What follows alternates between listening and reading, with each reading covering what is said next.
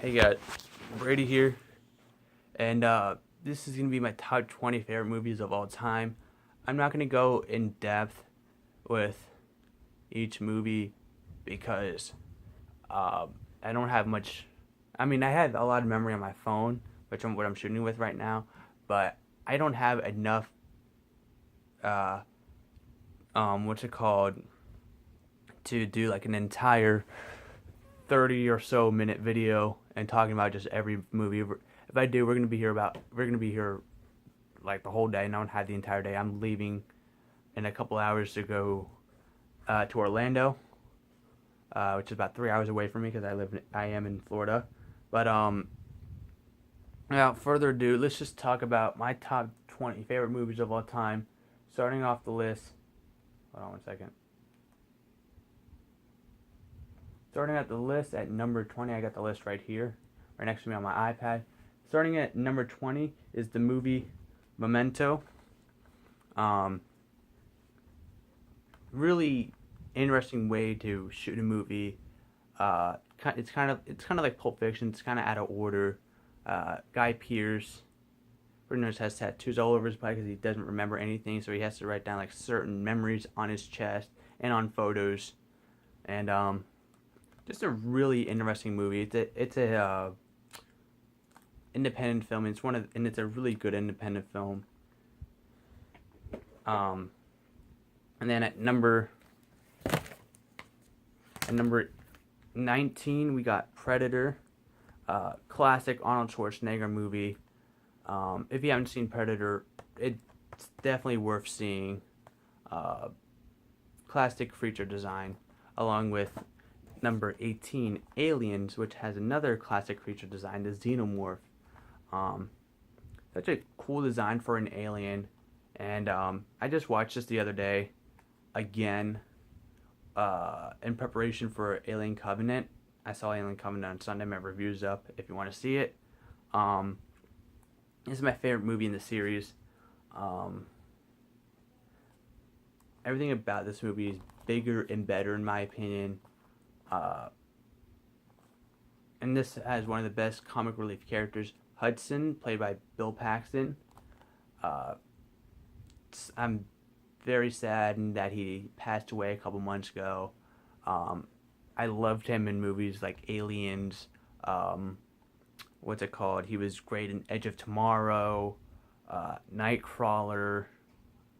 Um, he was he just had so many great movies, and then it's sad to see him leave because he was one of the few actors that were working back in the 80s that's still making movies today. Like his his final movie unfortunately was The Circle, and I heard that movie is bombing at the box office, and it's so sad to hear that his last movie wasn't a great movie, and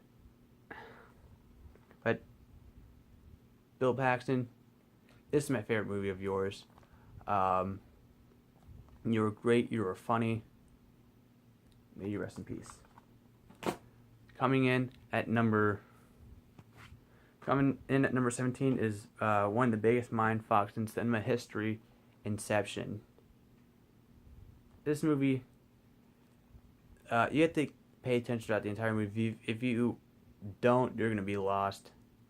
But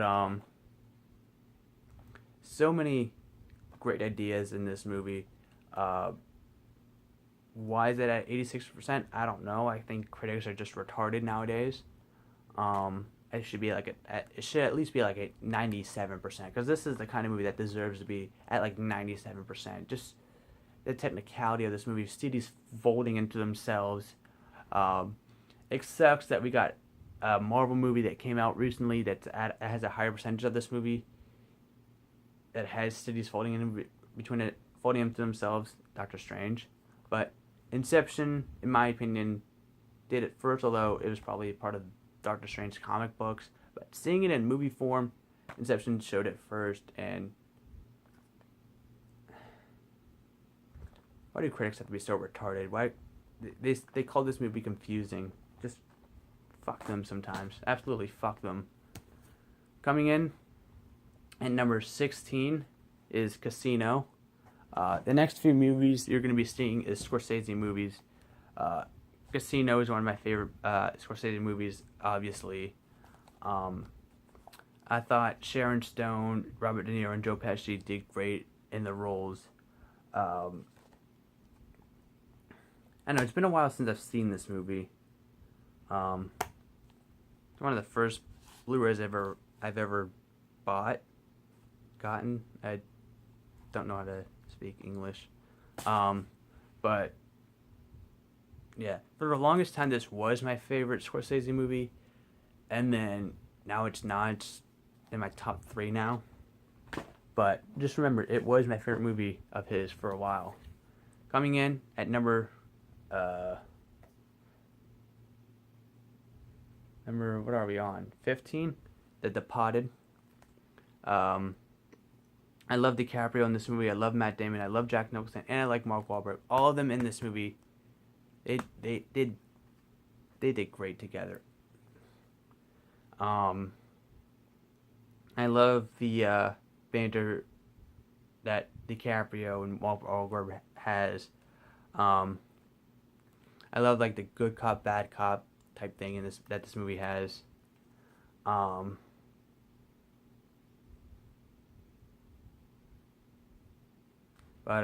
Yeah, The Departed. Watch it. Probably one of the best movies ever made within the last 10 years, 11 years. I know it's like sort of like an American remake to another film called, I think it's called like Infernal Affairs or Internal Affairs, which is a Hong Kong foreign movie, I think. I haven't seen it, so I haven't seen too many foreign movies, but The Departed, great movie. Then my favorite Scorsese movie of all time, Goodfellas. Ray Liotta did great as Henry Hill, and Robert De Niro and Joe Pesci were also great. Joe Pesci's scene with him talking, that scene to, what's it called? What was I gonna say? Not You Talking to Me. That's Taxi Driver. The How Am I Funny scene. That scene, that was all ad-libbed, and everybody's reaction in that scene are real fucking reactions. And they're not acting at all. They're like, oh my god, this guy is like scary. But watch this movie. It's probably the best gangster movie of all time, at least in my opinion. It kicks Godfather's ass. It kicks Scarface's ass. I love Goodfellas. The way that Scorsese makes movies, he just has like this way, and I love his style. His style is great. Coming in at number 13 is The Road Warrior. You could look closely, you could kind of see the cameraman. You could see his finger moving around in there. Oh my god, it's kind of like Inception almost. Jesus, that's cool. But it's so reflective. But The Road Warrior, probably the best exploitation movie out there, in my opinion. The practical effects in this movie, the stunts and how they pull it off, I love it. I want to make another Mad Max movie. I don't think they will because Mad Max Fury Road didn't do too well at the box office. But hopefully, eventually, at some point in the near future, they do make a 5th Mad Max movie, and maybe Mel Gibson could have a tiny cameo in it because he is making a comeback. I think people should give. I think Mel Gibson deserves a second chance, although this is probably his like 3rd and 4th chance ever. But yeah, I love The Road Warrior. One of the best action movies, in my opinion. Coming up next is probably my favorite Ridley Scott movie ever, and it may be a strange choice to be my favorite movie of his, but it's my opinion. Film is subjective, and it's Black Hawk Down. To me, this is one of the most realistic war movies ever made, next to Saving Private Ryan. Probably the most realistic looking war movie we've gotten in the last 17 years, because this came out in 2001. I mean, we got movies like Lone Survivor and American Sniper. We got movies like that a couple years ago, And then, oh my God, Hacksaw Ridge. That's another realistic looking war movie. But Black Hawk Down, in my opinion, is not just a war movie. It's like an action thriller. It just has like that action thriller vibe to it. It's like very what's the word I'm looking, versatile. I don't know. It's just really it's just a really gritty war action movie. I love the way this movie looks. The action is great. When people are getting blown apart, it looks realistic. It doesn't look fake at all. And then like helicopters like swirling out of the sky and like landing, and it also has a really good cast. Like this movie has a young Tom Hardy. It has Josh Hartnett, who was also in Pearl Harbor, which came out exactly the same year as Black Hawk Down. So he was in two war movies produced by Jerry Bruckheimer in 1 year. Edwin McGregor, Tom Sizemore, who's in Saving Private Ryan, William Fichtner, Eric Bana, and yeah, there's another actor who wasn't big back then. He's big now. I forgot his name. Not Tom Hardy. It's someone else. Fuck, I forgot. But maybe it was William. I don't know. But if you haven't seen Black Hawk Down, definitely see it. My favorite Ridley Scott movie. I know he directed Alien, Blade Runner, Gladiator, but this is my favorite movie of his. When I was walking to Target one day, I already had my mindset I was gonna get, and then I walked past Black Hawk Down. I was like, holy shit! I picked it up right away. I think I also got like Fugitive that day also. And you're not gonna see it in this video, but if I had to say, I think The Fugitive may be my favorite Harrison Ford movie that is not Indiana Jones or Star Wars. I love The Fugitive, but sadly it's not going to be in this video. Coming up next is The Terminator, the movie that put Arnold Schwarzenegger on the map as being the great action movie actor.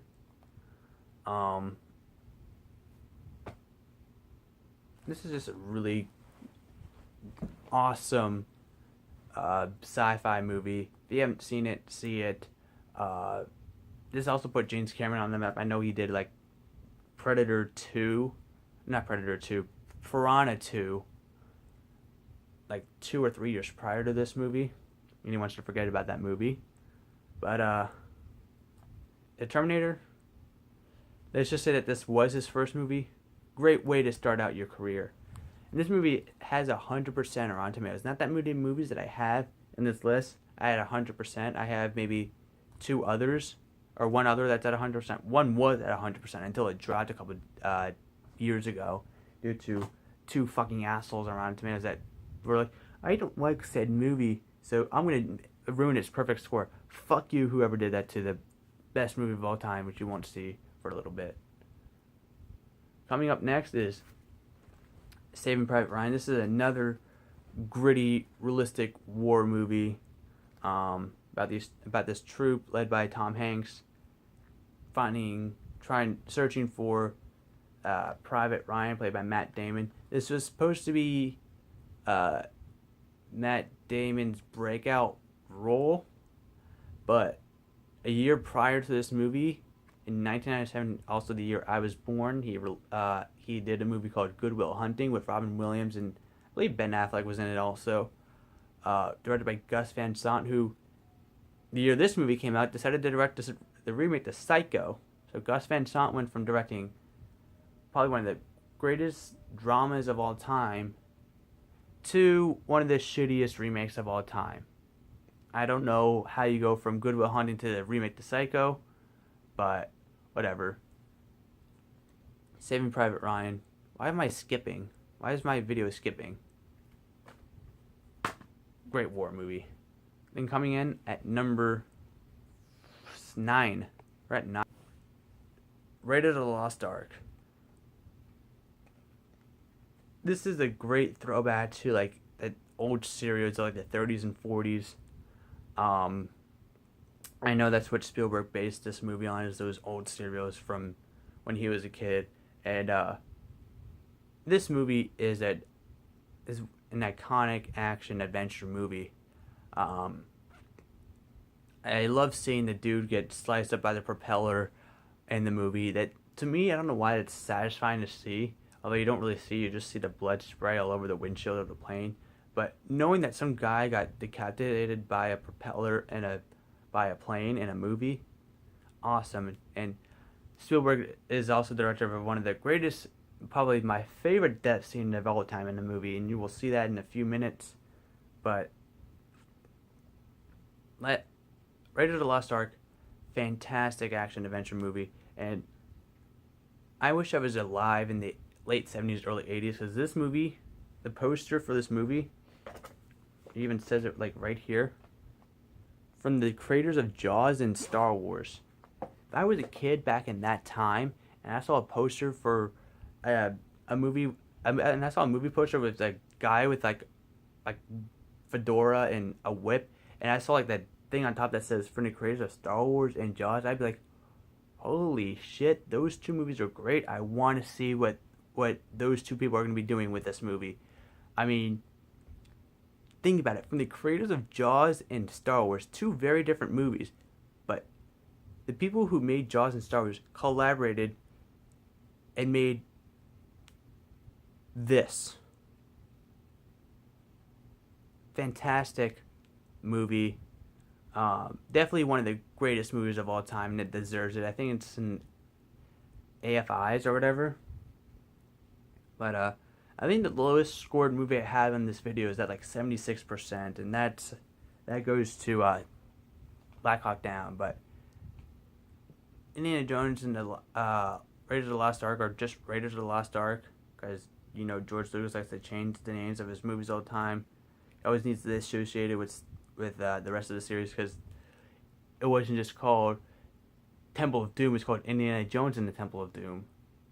Or it wasn't just called Star Wars, it was called Star Wars. Or it's not just Star Wars anymore, it's now Star Wars A New Hope. So he always needs to fuck up his titles, but whatever. Raiders of the Lost Ark, classic action adventure movie. If you haven't seen it, you watch it. You must be living underneath a fucking rock. Coming in at number 8 is The Dark Knight. My favorite superhero movie ever made of all time. Heath Ledger. It sucks that Heath Ledger died just a couple months prior to this movie being released. He was great at the Joker. I think him playing the Joker is what killed him. At least that's what I heard. I think that's how he OD'd in his apartment. He wanted to be. He got into this character way too seriously. Like, he took the character a little bit too seriously. And when he was on set, he wanted to be as crazy as possible. And I think that's pretty much what. Oh my god, you can see the cameraman again. And it's pretty much what brought him to the end of his days. And it sucks if that's true. But he did pull off a great performance. Sadly, it was his one of his last performances. And just sad. But if you haven't seen The Dark Knight, see it. It's action, everything, the effects, everything in this movie is great. And Joker's introduction, when he's talking to like that the crime, like the other crime people, great scene. And the whole pencil trick, I love it. Coming up next is Spielberg's probably one of his most iconic children's movies is E.T. Definitely kicks this movie's ass right here. BFG. I love E.T. This movie pretty much started a whole kid becomes friends with this creature subgenre in movies. They did it with Free Willy. They did it a year later with Mac and Me, and there's so many other movies that stole this premise. I can't really think of any because there's just too much. But Free Willy and Mac and Me are the only ones I can think of right now. But E.T. did it better. They had better characters, had a better story, had great direction, and it had great music. The dun dun dun dun dun dun dun dun dun dun dun dun dun dun. Great score. Uh, John Williams knows how to create great scores. The score for Jaws is great. The score for Jurassic Park is great. The Home Alone score, the Harry Potter score, the Star Wars score.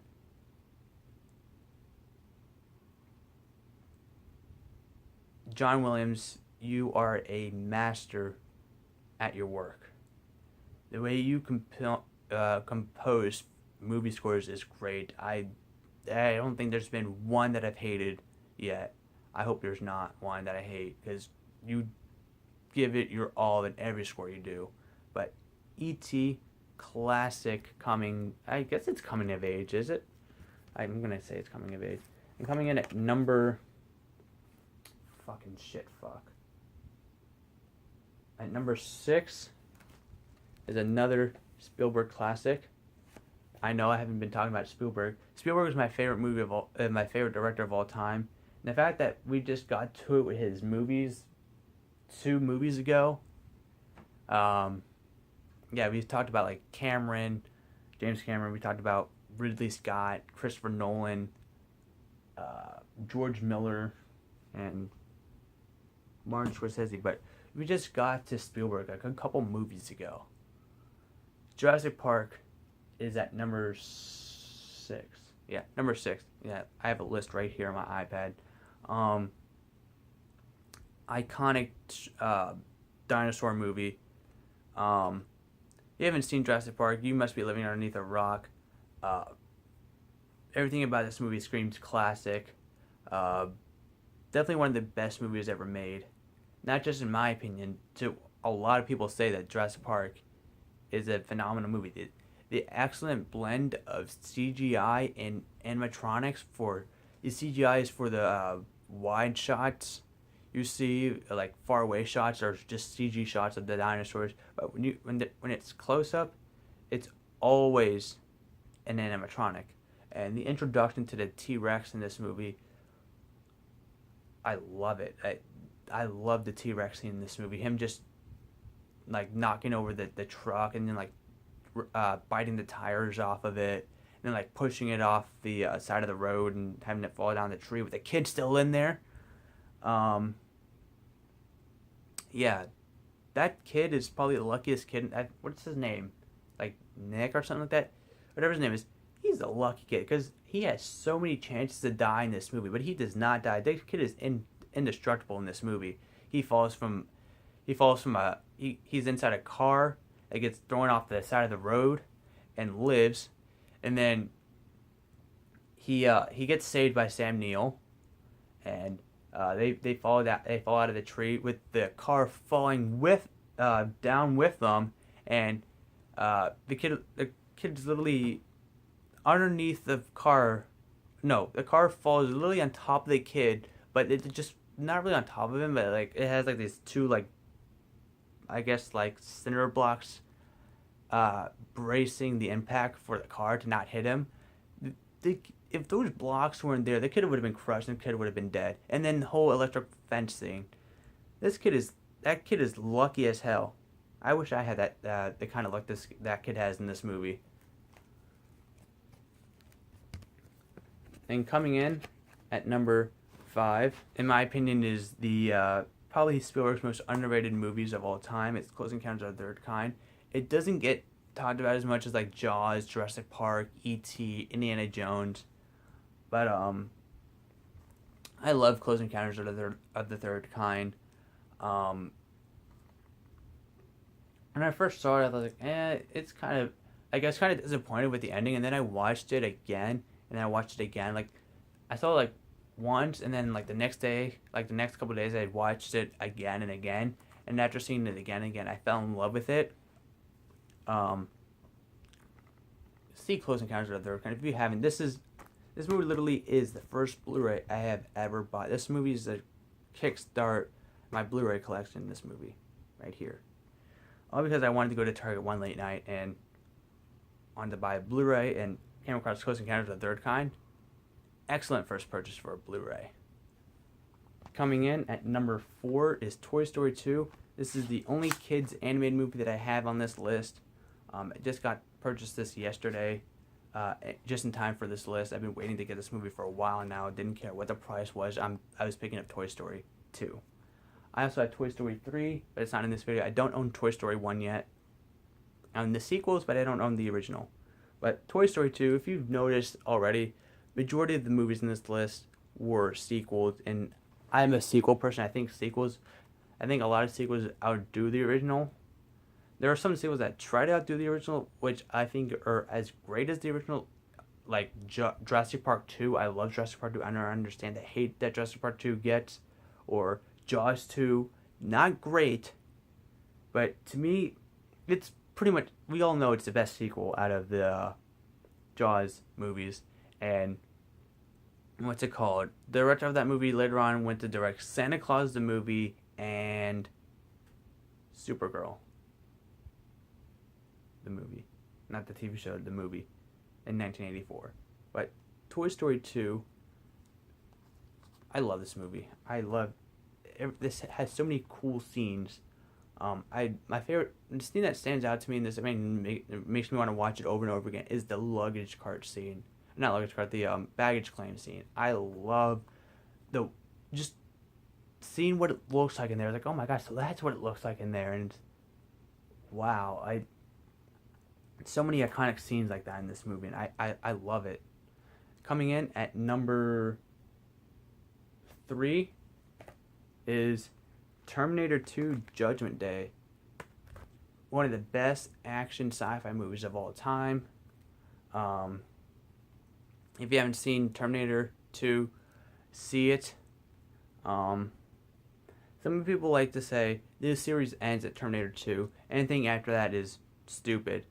I agree to some extent. I love the first 2 Terminator movies, but I also like 5 as a guilty pleasure. Terminator Genesis is a guilty pleasure of mine. I love how cheesy it is. And then I like certain aspects of 3 and 4. I think, in my opinion, 3 may be the worst. The whole idea of the girl Terminator is fantastic, but the guy they got to play John Connor was kind of annoying and pretty much makes me not want to revisit 3 as often as the other movies. But I just did not care for Terminator 3 that much. It may be my least favorite in the series. And I heard they're finally making a Terminator 6 with Arnold Schwarzenegger attached to do it again. So, can't wait. But Terminator 2 Judgment Day, excellent sci-fi sequel. Definitely deserves its number 3 spot for me. And coming in at number 2 is The Empire Strikes Back. This is from the specialized edition. As you can tell, it's completely different than what this looked like from the prequels. I got this specialized edition at Comic-Con last year, and pretty much threw the special editions in the trash can. Or did I throw them away? I'm not sure what I did with him, but I pretty much just replaced them and put the specialized edition in this box because, well, I haven't seen the original cut of Star Wars. I actually just saw the original cut of Star Wars for the first time yesterday and loved it, and saw the original cut of Star Wars a couple months ago. Of Empire a couple months ago. I have yet to watch this one, though. I'm not a huge fan of Return of the Jedi. I think it's the weakest in the trilogy. But Empire Strikes Back, everything about it kicks the original's ass. Some people say that, a lot of my friends say that that Empire Strikes Back is the best movie of all time. My opinion, it's my number 2. But I love how dark the movie is. I love how it expands upon the original and doesn't just rehash like other sequels do. But the whole dark tone of the movie I love.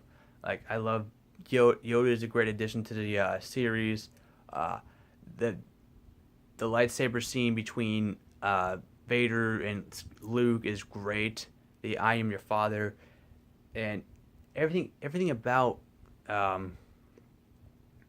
Empire Strikes Back is great. And Irving Kershner died 16 years ago, or 16, 17, about 16 years ago. He died in like 2000, late 2001, and it sucks. He was a great director. He directed a lot of people's favorite movies of all time. He also directed RoboCop 2. Not a good movie, but I just thought I'd reference that. Coming in at number 1 is the best movie of all time, Jaws. Ever since I saw this movie back in like 2005, I loved it. I remember watching this in elementary school, first grade, and this movie scared the shit out of me when I was a kid because I was into sharks. My dad was like, "Oh, you gotta see this. If you're into sharks, you gotta see the movie Jaws." So he took me to Blockbuster one night after asking everybody I know, "Do you have Jaws?" Like, no. So he took me to Blockbuster and rented Jaws. I watched it by myself. It scared the shit out of me. Watched it again with my sisters. They loved it. Everything about this movie is great. They had a lot of complications with this movie. Like the shark wasn't working all the time, so they resorted in using the camera as the shark, and that's pretty much the best mistake a movie could ever have, is having something that was supposed to work not work, because it made this movie 10,000 times better. Like I guaranteed, if the shark was working, the movie wouldn't be as great as it was. So you'd see the shark every scene when it attacked, but the fact that it didn't work made the movie a lot better. And then when you finally see the shark in the last act of the movie, it pays off. Does it look fake? Yes. But it's 1975. What do you expect? But Jaws, best movie of all time in my opinion. If you haven't seen Jaws, see it. Stop what you're doing. Stop watching this video. Watch Jaws. And then go into the water afterwards. By the way, the Blu-ray transfer of this movie is outstanding. I've seen this like twice since I bought it on Blu-ray, and I love the transfer. The picture is pristine. It's clear. Every pixel on the screen is clear.